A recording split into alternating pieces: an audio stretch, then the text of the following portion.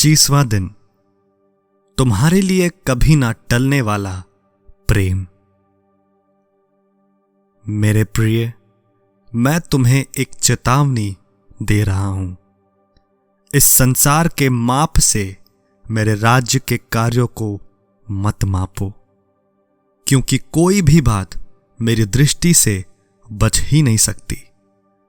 और छोटे कार्य जो प्रेम पूर्वक किए जाते हैं और विश्वास के साथ किए जाते हैं, बहुत बहुमूल्य हैं। वो कभी मिटते नहीं हैं, क्योंकि मैं छोटी छोटी बातों का भी परमेश्वर हूं।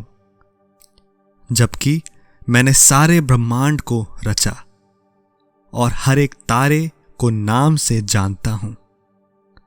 मैं महासागर को अपने चुल्लू में मापता हूं, तो भी मैं वो परमेश्वर हूं जो छोटी बात में भी दिलचस्पी रखता हूं। वो कार्य जो गुप्त में किए गए, वो कार्य जो बिना बढ़ाई के किया गया और प्रेम पूर्वक किया गया, उन सब को मैं ध्यान से देखता हूं।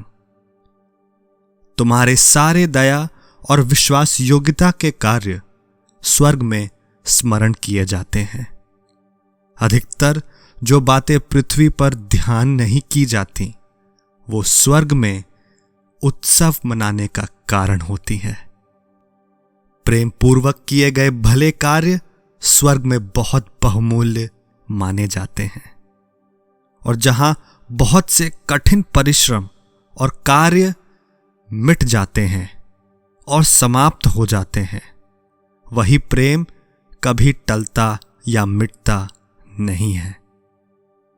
परमेश्वर जो स्वयं प्रेम है, तुम्हारे परिश्रम और सही चाल चलन को निरंतर स्मरण रखता है।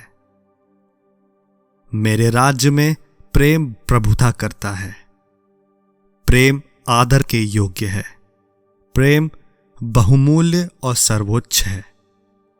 इसीलिए ऊंचा पद आवश्यक नहीं है, क्योंकि मैंने स्वयं कोई ऊंचा पद नहीं रखा, परंतु एक दास का स्वरूप रखा।